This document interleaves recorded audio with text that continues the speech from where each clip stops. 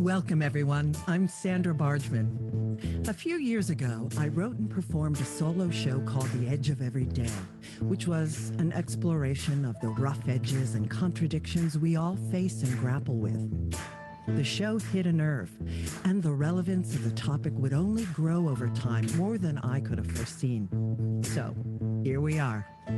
Real talk with real people, sharing stories and perspectives that spark provocative invitations to leap out of what's safe, on the edge of every day.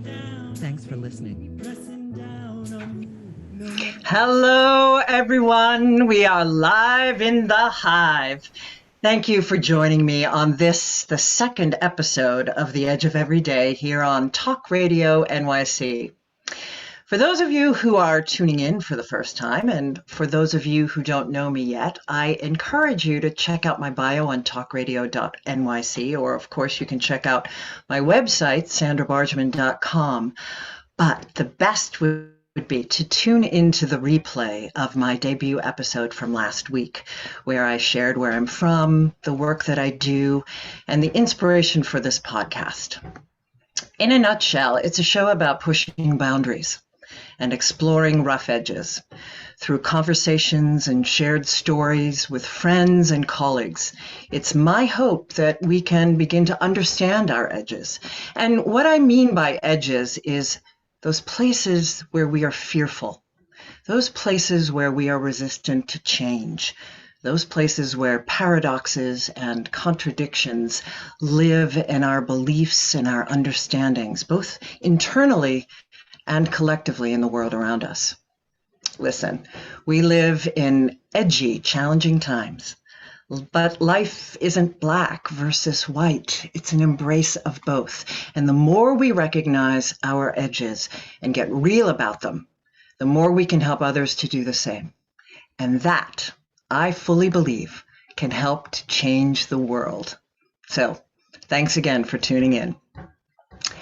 And without further ado, it's time for me to introduce our guest this evening. Bronx born and bred, Laurie Krauz thrills audiences with her multi-award-winning blues-influenced jazz vocals and her powerful emotional range. Blazing new musical territory, Laurie combines improvisational elements with a passion and sensuality found in other forms of music to create a unique, soulful jazz. She was named one of the top 525 jazz vocalists of all time by noted jazz critic Scott Yanow in his book, The Jazz Singer's The Ultimate Guide in 2008. Laurie released her first CD, Catch Me If You Can, on LML Records in 2001 to much critical acclaim.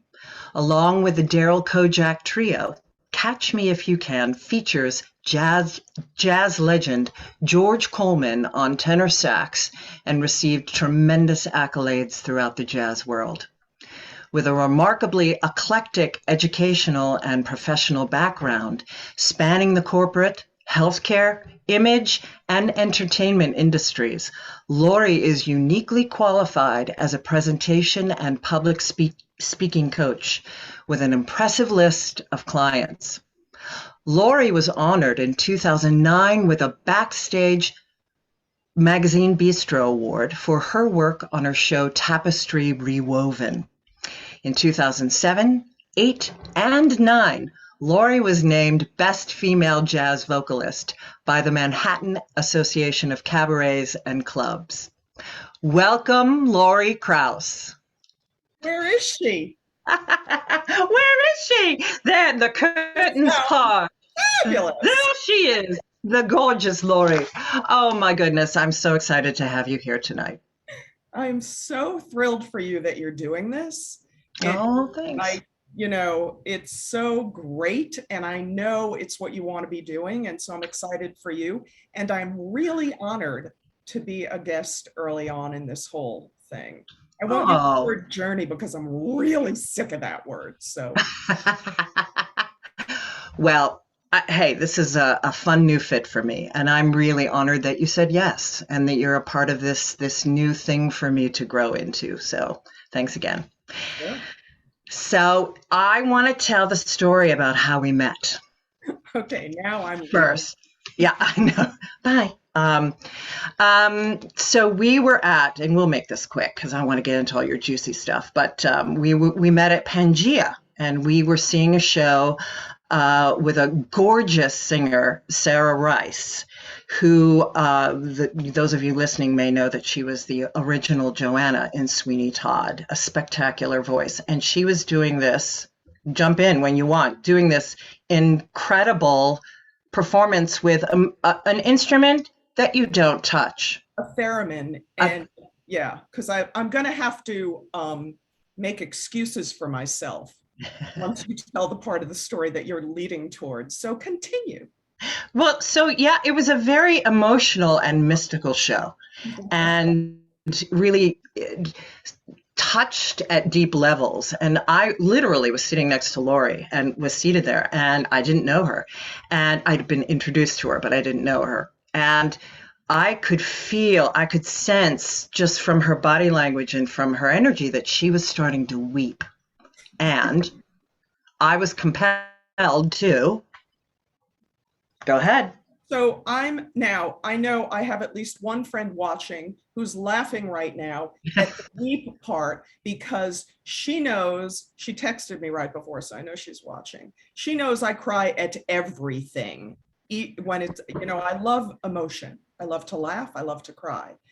And so I found that theremin. So I don't know where that went in me. And Sarah, I was really, if I were home alone, it would have been the ugly cry, really loud.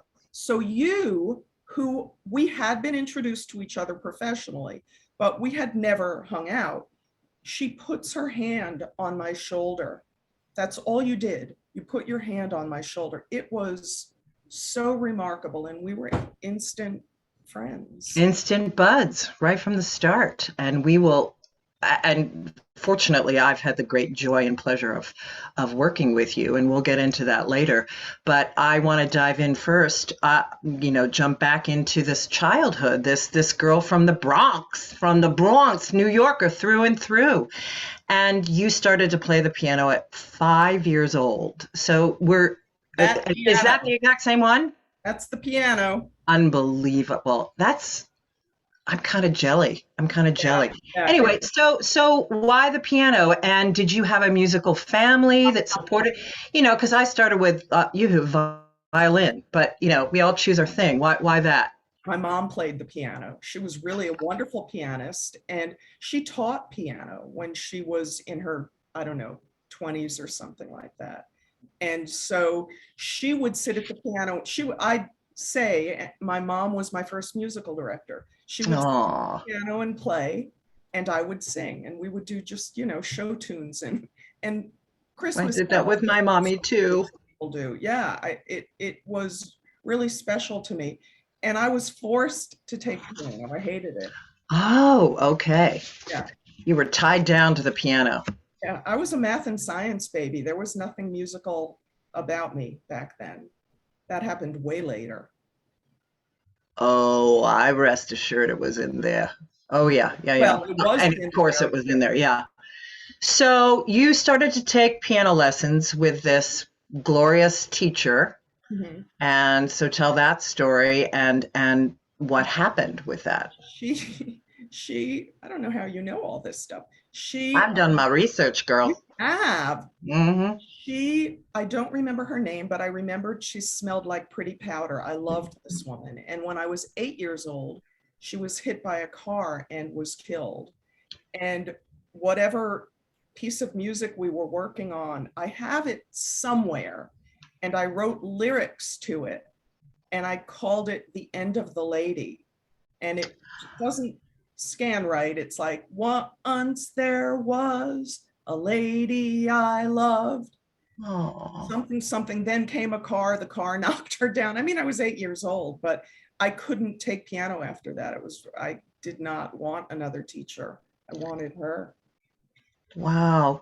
Yeah. So then what happened? I mean, if you didn't continue to play the piano, as a young artist, did you shut down? Did you look somewhere else? What were you going through then? The thing is that I was really, really good in math and science. And although back in the day and in my family, girls didn't go into that. So I went to college and I majored in, at first, teaching. That's what a girl would do. And then social work. So I graduated with a degree in social work. I had nothing to do. I didn't do theater in high school, nothing. And in a really short span of time, I graduated, I started working in an outpatient healthcare center. Social work was not right for me. Some other time, when we have time, we'll go into that. I went into healthcare administration where I was working, and then a woman I was playing squash with, I was lamenting how little I was making, because at that point I was in administration and I wasn't making much money, and she worked in banking, and she said, well, being a good manager is all you need to be. So they're looking for people at the bank. So I signed up to go interview. I got the job, and I'm 25 at this point, or 23, I think. And then the weekend before I was going to the bank, and I'm also going for an MBA in finance at this point. Oh my Lord. Management, you need an MBA. So I went to the weekend before the bank. We had a family gathering with old friends from the Bronx. And I was telling her how I secretly loved to sing. And she said, well, they're doing this was the Actors Institute, and they're doing this Gotta Sing workshop for people that like to sing that never sang in public. You should take it. So the workshop was a 2-day workshop. I took it the weekend before I was starting at the bank. And this is what happened. I stood up to sing and everything in the room went black. Wow. I don't know how to describe what it was like for me. I went somewhere I had never been before, emotionally, whatever. And I found my God. And the teacher came up to me and said, are you sure you know what you're doing with your life? And I said, no. And I started at the bank the next day. But I remember on the subway on the way home from the workshop, I thought, I'm looking up at the signs on the subway thinking, I'm going to be a singer. And I'm going for my MBA in finance. I'm starting a job at One Wall Street. And so for 3 years, I think, so I went into therapy and I started taking lessons, voice lessons, and I was interested in musical theater back then. And then when I felt ready, I quit my job. I halfway through my MBA, I stopped, I quit my job, and I went and did summer stock. And I've never looked back. I never felt like that was not the right choice. I've never not finished something, especially something that had to do with education. So I'm really proud of that. And, wow. And then when I felt ready, I quit the bank. My understanding is that they thought I was crazy and they held my job open for me for a year. Well, they loved you, of course.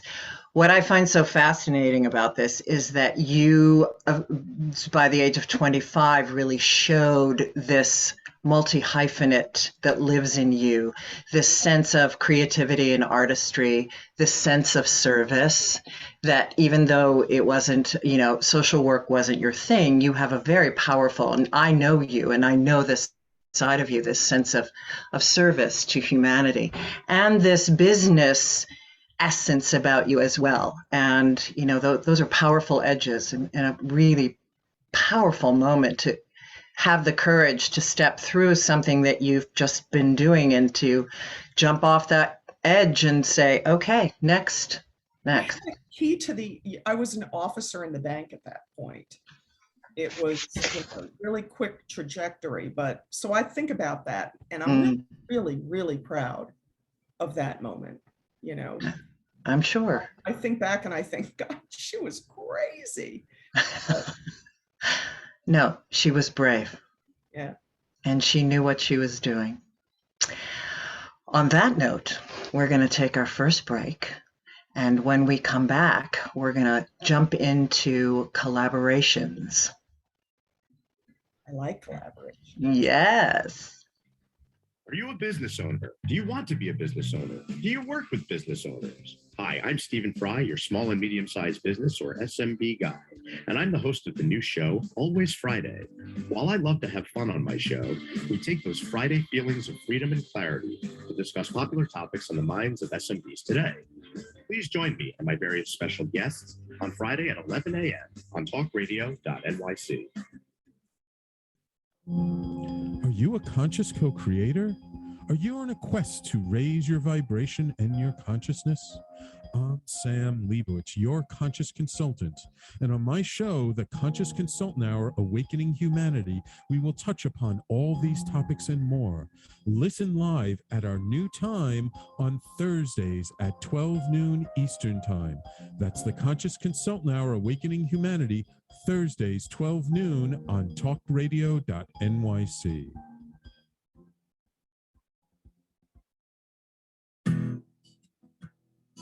Are you interested in having a better relationship with yourself, others, and God? Greetings.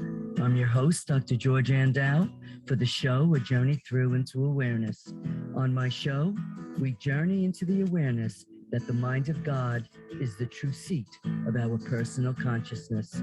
We join together each Monday at 7 p.m., so tune in on Talk Radio NYC. You're listening to Talk Radio NYC. Uplift, educate, empower.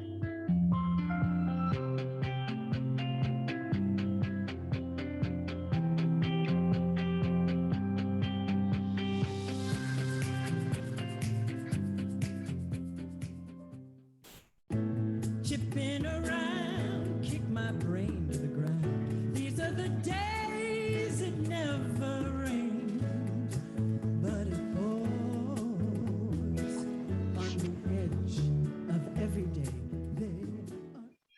Welcome back. I'm Sandra Bargman, and my guest tonight is Laurie, the Queen Bee, Kraus. Do that song. Well, as you may remember in my show, I called myself the Queen Bee. I very sassily called myself the Queen Bee. And have you seen the logo to the show? The logo for this, yeah. Yeah, with this wonderful, it says live in the Hive, and it has this great bee, cute little cartoon with these John Lennon glasses and this crown that has little bees on the top, and it's my smile with my gap tooth. Yes, and that was created by Tom Kammer, THOMCAMMER.com. If you're interested in finding a great graphic artist, there's a plug for him. But anyway, you know, I talk about, the reason I bring up the Queen Bee and I call you the Queen Bee is because it references my show. And you know, this podcast is based on it. And of course, I mean Queen Bee for you and Queen Bee for myself, very sassily as diva.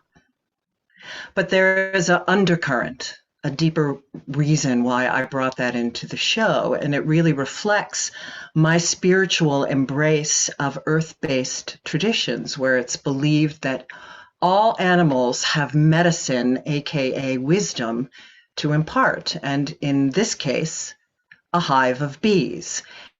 And the wisdom of bees is collaboration, cooperation, community, and communication. And those were all interwoven in my show, and of course, I want them to be interwoven into this podcast, and that's why I bring it up. So, Ms. Kraus. Ma'am. Is this the part where we get the 60 minutes expose on me? Because then I'm going to walk. No, this is where we turn on the disco ball. This is where we turn on the disco ball, and I celebrate you. And I call you the Queen Bee of the highest order, my dear. You are a master communicator. Thank you. In your artistry and in your coaching.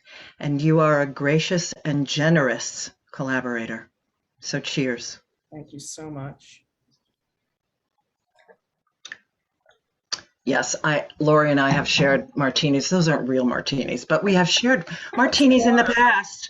Yeah. And we shall again. And we shall again.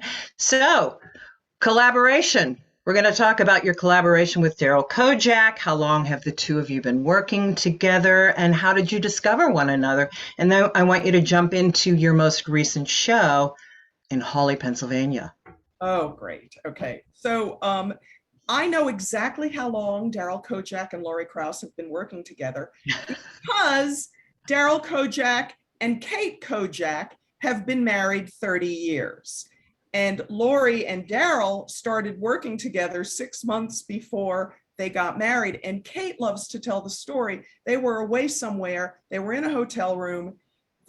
Daryl gets a phone call and it's me. And that was the first contact we had. So she remembers it well. And so as long as they know how long they're married, I know how long we've been working together. So it's about 30 years and 6 months now. They're 30 last month. Yeah. Oh my God. Well, how did you find each other? Well, I had been doing a lot of musical theater. Oh, yes. Doing a lot of theater. And it became clear to me early on, or not early on, but after 6 years or something, that they weren't really writing. They weren't writing Aldonza. You know, I did a lot of Aldonza. I did a lot of Julian Showboat. They weren't writing that.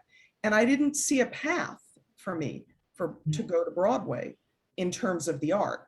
And so I came home to just study, randomly got into this 4-part harmony group, randomly discovered my love of jazz, started studying that. And then randomly. Yeah, I know. And then started looking for a new musical director, and somebody recommended Daryl, and he was on a list of people I was going to go see. And this is the way things happened to me. And I'm really a chop wood, carry water kind of gal, but stuff happens. And so I go to his studio, he plays, I sing, and I feel like I'm being levitated off the ground. And I knew that this was the collaborator for me. And so we've been working together for 30 years, and it is just creatively impossible to describe. It never gets old. It's always new. And we feel music in a very similar way, and that's just heaven.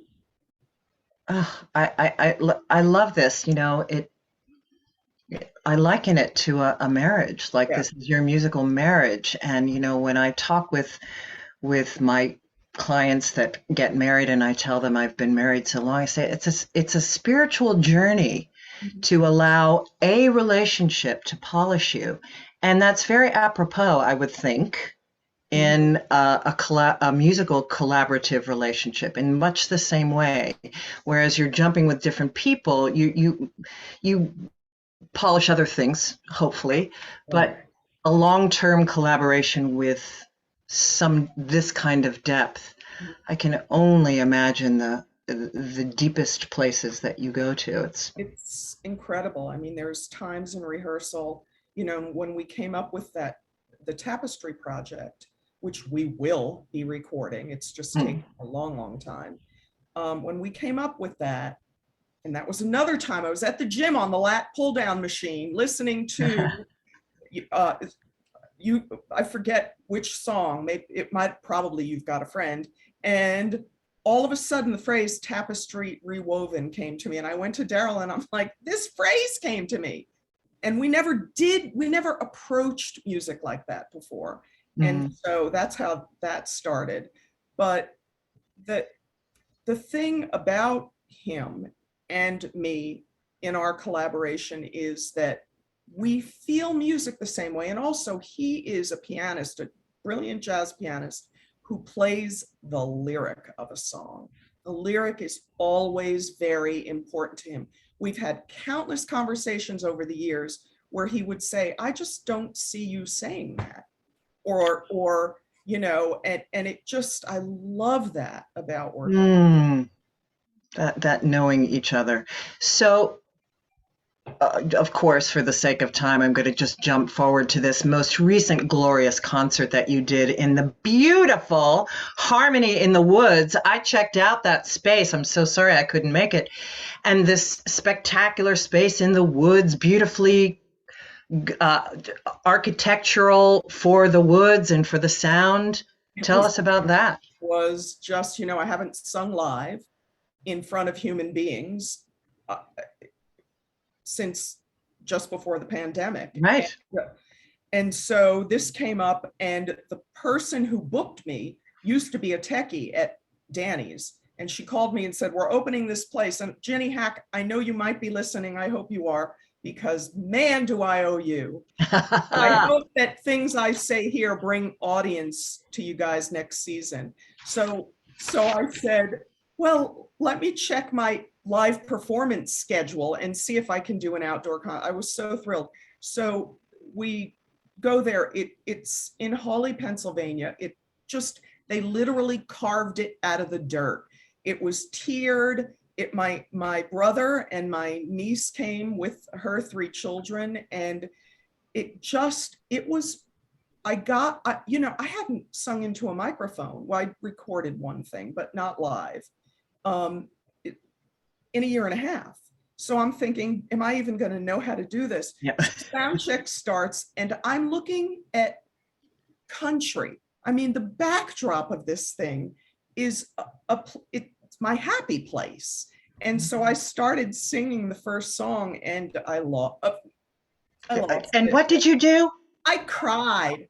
And so then I said, I may cry through the whole concert. And Ginny said, that's okay, which she was just being nice. She is nice. And it was the sound guy, Chris. When you do live performance and you get someone like him, it was the best. So it was the OG, Sean Conley on bass, Gene Lewin on drums, Daryl, these are my go-tos. They've been working with them forever. And all of us were like, this is the most pleasant experience we've ever had. No attitude from the sound guy. And the sound was beyond perfect. I never say, I always hate my work. So I will say that I was on fire that night. I had the best time. It reminded me that, yeah, I do still want to do this, even though I don't get to do it a lot, even though it costs me more than I make.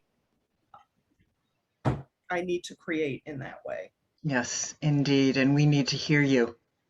We absolutely need to hear you. Well, I want to touch on our collaboration in the Blue Wave. We have 2 minutes to break, so I'm going to quickly give a little intro to that, and then we'll dive into that. So the Blue Wave was a series 7 months prior to 2018 midterm elections. Cabaret show producer, publicist, performer Stephen Hanks launched a variety show series as fundraisers for Democratic Senate, Congress, and state legislature candidates. The cabaret campaigns Ride the Blue Wave 2018 at Don't Tell Mama featured 28 different performers, raised more than $6,000 divided among 30 candidates.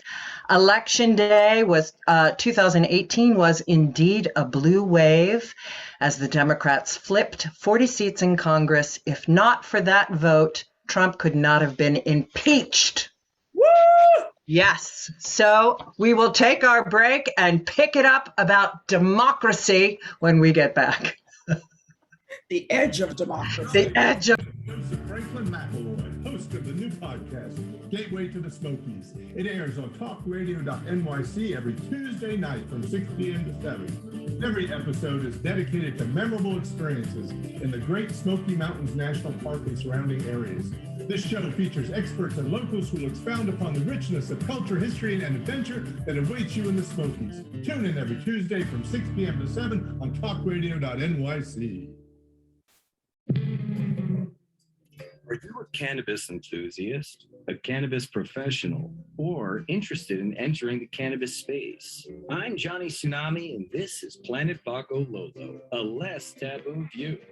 On our show, we will discuss the cannabis world through the perspective of various cannabis professionals.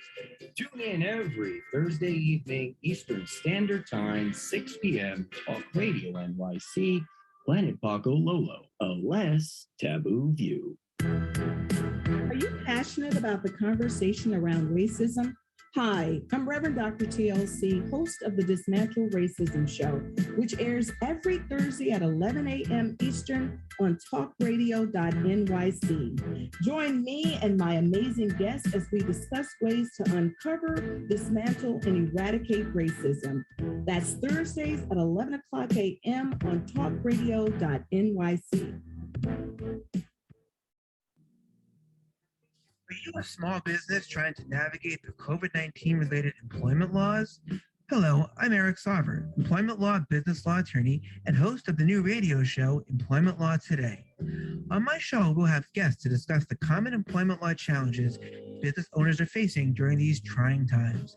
Tune in on Tuesday evenings from 5 p.m. to 6 p.m. Eastern Time on TalkRadio.NYC. You're listening to Talk Radio NYC at www.talkradio.nyc, now broadcasting 24 hours a day.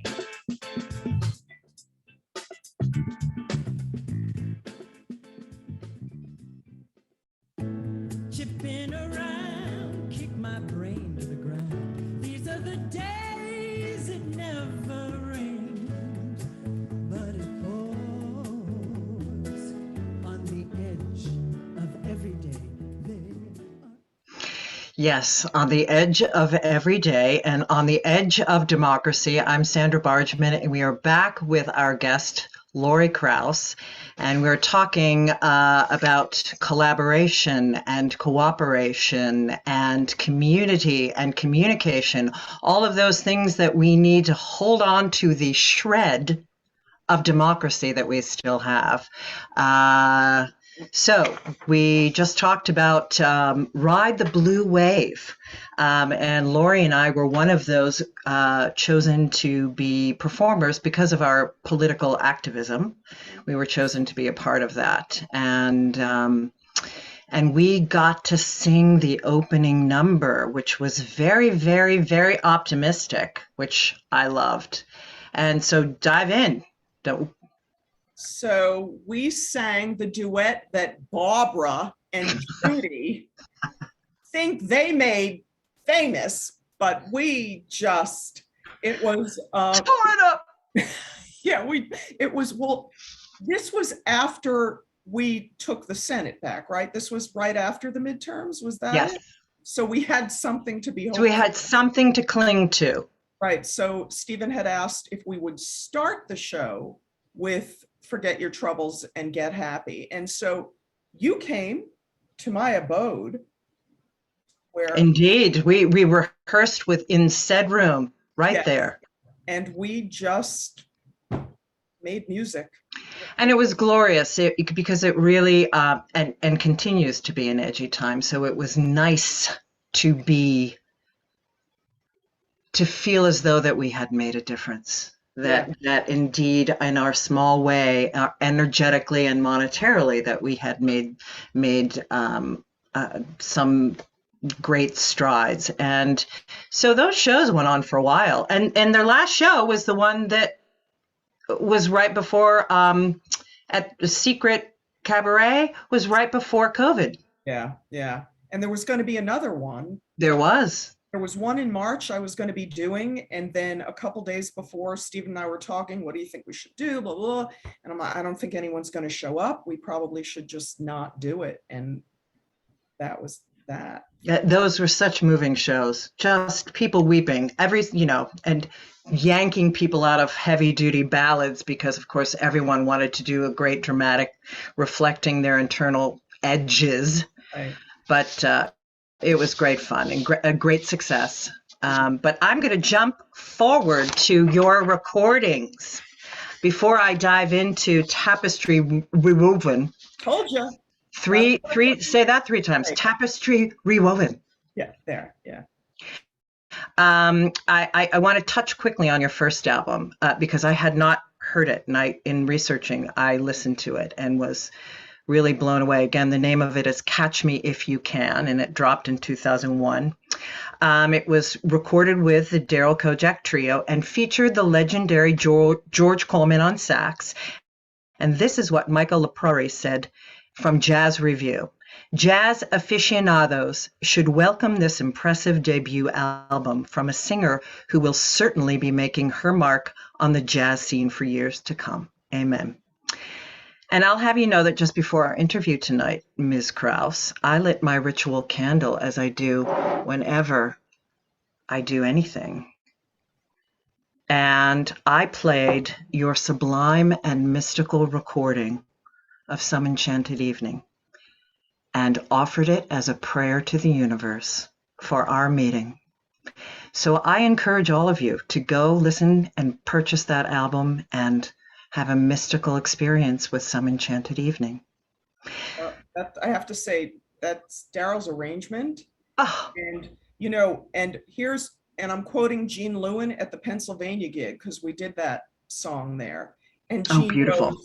Gene said, that song's the only reason I accept gigs with you. I mean, excellent. That is an arrangement where when I start to sing it, I am surprised every time where it takes. First time I heard it, I listened to it a few times. Yeah. I had started early in the morning my research on you, and I listened to it early in the morning. It was fantastic. It was like, I mean, I'm getting chicken skin, as they call it, goosebumps just thinking about that moment. It brought tears to my eyes. It was spectacular. Thank you. Yeah, you are most welcome. So, tapestry rewoven. So let's dive in. So what's that story? Okay, so I told you the lat pull down thing. So Daryl and I decided we loved the title, but we had no idea what. And so we decided that if we could come up with something we felt really great about in terms of the arrangement and the execution for every single song, we would do that as a show in its entirety. And if there was one song we couldn't figure out, we wouldn't do it. And so we performed that. We went around the country performing it. We got it and you really, really well received an award. It received an award, and then I got the New York Foundation for the Arts to umbrella. So it's a fiscally sponsored project. So people can go to my website and contribute tax-deductible dollars to be part of this project. So it's taking, it's sort of like a documentary. They always say it takes years to make it's taking an eternity to get it done for a bunch of logistical reasons that I'm not going to get into, but it will happen. As God is my witness, I will die. We have the studio ready, and we were just about to start recording, and then something called COVID-19 happened. Wow, fascinating. That was on the heels of some other logistical things where some of the band members weren't available. And in this particular project, we need certain people to be a part of it. You're committed to that. I love that. I love that emotionally. Yeah. So it's a tapestry, and you need those tendrils, those emotional tendrils. Again, I love that. Arrangements are crazy, but so they revisit the songs you think you know in a way that makes so much sense, but a different sense in a lot of cases. It's really something. When you were exploring this music, one of the things I so love about you is that your interpretations you blur the edges, musical edges, and you weave together jazz. What straight people think of jazz, you weave in elements of R&B and the blues and gospel and a touch of theater and it just is this glorious hybrid, this pushing the boundaries of what we call jazz, which of course, just again, I'm getting full body chills. This is the kind of stuff I love, and what I did in The Edge of Every Day, pushing the boundaries that way and blurring the edges between styles. So how did you approach going into that music that feels poppy, and what was the emotional connection once you got into doing it? Well, Talk a little bit about that. The emotional connection started when I was in college. And my roommate and I, our song to this day is You've Got a Friend. Daryl Kojak version, not James Taylor, who I worship, but when she'll be driving, our lives are very different. She'll be driving somewhere and I'll get a message on my voicemail, hey, roomie, it's Barb, they're playing our song. And she, you know, so in college, Tapestry was really important to me. And so, you know, Daryl and I, we just approached it from the way we approach things. We don't know what it's going to be. We just play around. Just and dive in. There's an R&B influence, and you know, I call myself a jazz singer. I'm a jazz influenced singer, and you know, you looked at my website. I'm a cross between Sarah Vaughan, Bette Midler, and Nina Simone, and that's sort of what this recording is. There's a blues in it. It's edgy, and there's new agey stuff to it. It's what we do. I love it. It reflects all of your essences. And all of it is generated by the lyrics. So it's not just making funky new music. It's I love that. Yeah. No, that is so the truth. It's just, well, and this speaks of your acting chops and your connection to the theater, which is not to say that, you know, you have to be in theater to have that kind of connection, but the storytelling is as important to you as the musicality of it. It's more important. If I years ago when I was doing musical theater and I came home and I was studying, I kept saying, I don't know what I want to say with music. And when I say I don't know what I want to say with music, I don't mean say. I mean, if I'm not communicating something when I open my mouth to sing, I don't care what the arrangement is. The arrangement needs to allow me to visit and or revisit a song we might all know and breathe life into it that no one ever anticipated when it was first written. Just, you know, Some Enchanted Evening is the perfect example of that. It's a completely different story in that. Completely. Well, that speaks so profoundly to the work that you do. The work that I consider that I do is at the center of these circles, these communities that we edge walk. In the center is Know Thyself, which I talked about in the last podcast. But that's the same as saying finding my voice and sharing my voice, which is AKA my truth. Right. And how do I communicate that, which you've just so gloriously shared. So this is a great seg into how you communicate and teach others to do so with your presentation coaching. Talk to us a little bit about that. How did you get into that? Because making money doing the kinds of music that I like is not an easy thing to do. So you have to do something else to make your money. And so most people who do what I do teach other singers, but I thought with a background in business and all my training and all that, I'm going to teach corporate types to give speeches. And so that I hung up a shingle. And years ago, I was also doing image consulting. That's a whole other story. Got it. Okay. Forgive me. I'm going to have to interrupt you. I thought we had a little more time. Okay. But we're going to pick it up at hanging a shingle. We're going to take a quick break and pick it up there at hanging a shingle. Hey everybody, it's Tommy D, the nonprofit sector connector, coming at you from my attic. Each week here on TalkRadio.NYC, I host a program, Philanthropy in Focus.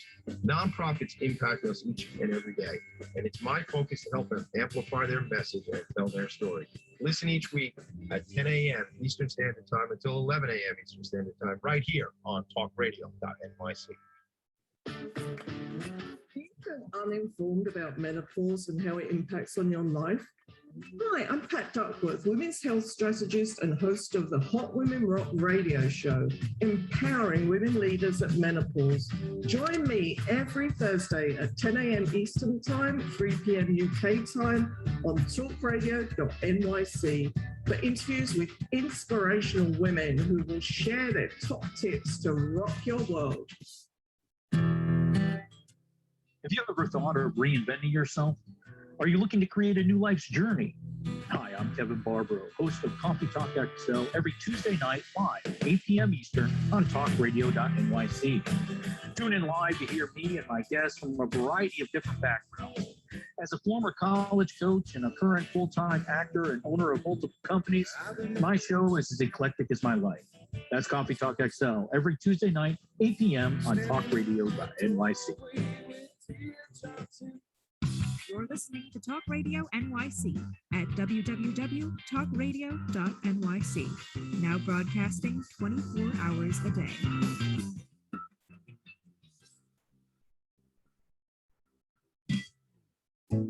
Chipping around, kick my brain to the ground. These are the days it never rained, but it pours on the edge of every day. On the edge of hanging a shingle. Yeah, so I'm Sandra Bargman, and I'm welcoming Laurie Krauz back, and we are talking about her presentation coaching and how she got into that. And so let's revisit where you started the story and hanging a shingle, please. So yes, so I decided that this was something I thought I could do, in part because an image client asked me to help her with something. And I said, why would you ask me? And she said, I've seen you perform, and in between the songs when you talk, I thought they're so well crafted and you do a really good job, so you could help me. And I said, well, I can't, but let's do it. And it was like dominoes when I worked with her. Literally everything I had ever studied in my life had something that could be helpful. Of relevance, yes. Before I continue, one thing. The place in Pennsylvania, I thought about this on the break. Harmony in the Garden, I think it was called. Harmony in the Woods. Harmony in the Woods. Harmony in the Woods. So check it out, because man, next season, everyone go. So anyway, so I hung up a shingle, and one thing led to another. People were referring people, and I've worked with people you've never heard of, and I've worked with people who've run for US Congress, and, people giving commencement addresses, Sony BMG, and lots of different law firms and stuff like that. So it's beautiful. Really love it.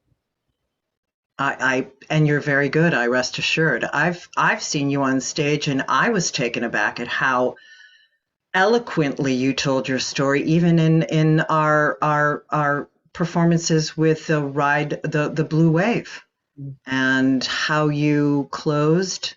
I remember you closed a show and you gave a beautiful intro into your song that was just so spot on, and really encapsulated the performance, and just told the story very clearly and communicated it beautifully. So I can imagine how profoundly you help others to do the same thing. I work a lot with people in the nonprofit sector also. There's an organization that hires me quite a bit. And that, I can't tell you how much joy that brings me. Because these people that are out there making— I love it too, I get it. And yeah, so.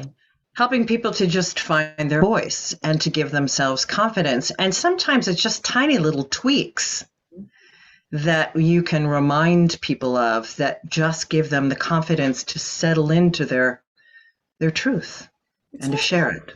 In a lot of cases, and I did not intend to be somebody who helped people write speeches, but I figured out really early on that the problem for almost everybody was that the stuff put in their mouth to say, is what every actor knows. If it's a bad script, I can't be a good actor. So with almost every client, we have to work on their content. Yeah, absolutely. Okay, I'm going to move on. All right.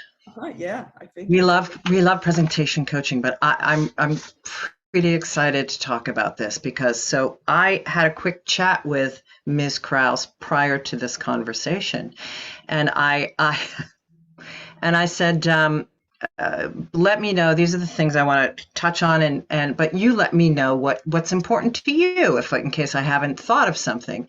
And I said, you don't have to answer me now. Muse on this and get back to me. So she comes back with basically most of the things that we had talked about.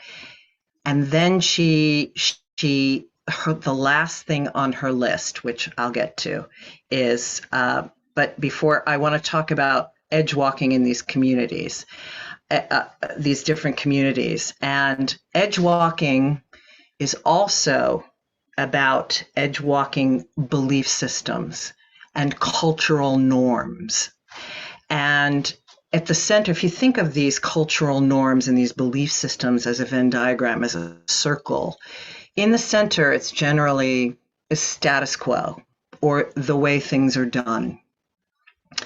And the people who are willing to step out on the edges are the ones who have the courage to push the boundaries and to create a new dialogue and a new understanding for everyone else.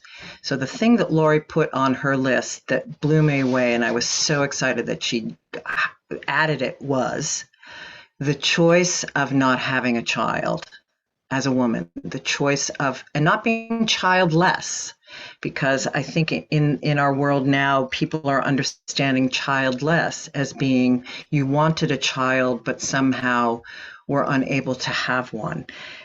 In today's world, they're talking about it as being child-free, and because it is a choice, a definite choice to not have a child. So I'm intrigued as to, and I'm in the same position. I'm intrigued by your desire to have that in this conversation, and I would love to hear your story on this. What edges you've bumped up into, you've edged into. I think it was because of you and my trust in you. I don't even know why I thought about that, but and I never really talk about that because it's not an issue for me. I joke that my brother, who might be watching, so hi sign if you are, bro. My brother had 4 kids. So he did the children having statistically for the 2 of us. There's just the 2 of us.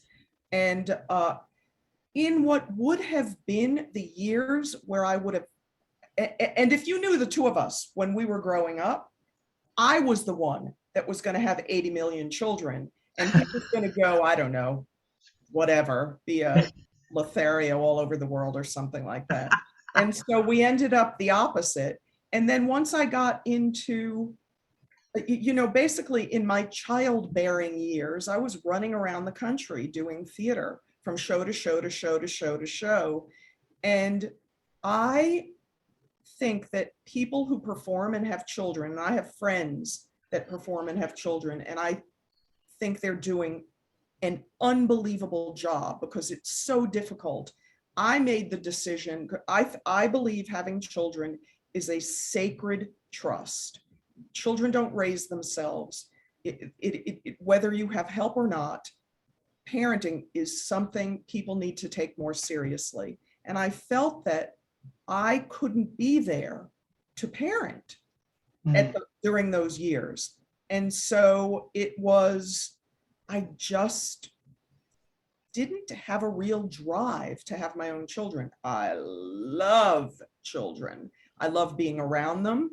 After we talked, I was thinking about when I lived in the building with the mother of my godchildren. Both of them were made my godchildren. She used to have these mommy baby groups, and I would go to the mommy baby group and basically be like a steady ender in jump rope. I would just keep holding all the babies. I love children in a macro way.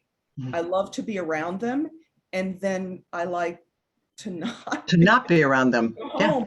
And I think that people need to really think about what it is to raise a child. Totally. So, and I'm not saying that you can't be a performer and you can't be busy and raise a child. The logistics of that didn't work out for me when it would have been the time to do it. And I was fine about that. especially since my brother had 4 kids and now I have 9 great nieces and nephews, some of whom might be watching this right now. Mom and Dad were off your back. Right. Somebody had a kid. Yeah. Well, I can totally relate. You know, I was not having the baby wanting to push babies around. And, you know, my husband and I decided late in the game, I said, listen, I've got 10 more minutes to pop one out. Are we good? I think I'm good. Are you good? But, you know, it's a big conversation. And certainly in today's world with where we are in our climate understanding and in our healthcare system, and women really have to navigate this in a new way. But I just got so we've planted seeds for everyone to think about this, the edge of being child free. I've just gotten the 2-minute notice. So I want to I know, like, boom, we need 2 shows, woman. Please, so I want to go to Laurie Krauz, LaurieKrauz.com. You can hear all this. You can keep up with her about the recording of Tapestry Rewoven. For those, just to let everyone know, next week we will be in the 7 p.m. time slot. From there on in, Monday night, 7 p.m. is when you can catch us on the edge of every day. If you want to read more about me, sandrabargman.com. And you can, if you're interested in the CD of The Edge of Every Day, you can catch that on Amazon.com. And Miss Krauz, thank you so much for being on my show. I just think the world of you and your talent and your wisdom and your compassion for the world. And it's been great to spend time with you. Thank you so much. And all of that right back at you. I'm so grateful to you. This was really a lot of fun, and I knew it would be. I did too. So thanks again. And thank you all for listening in, and we'll see you next Monday at 7 p.m. Have a good night.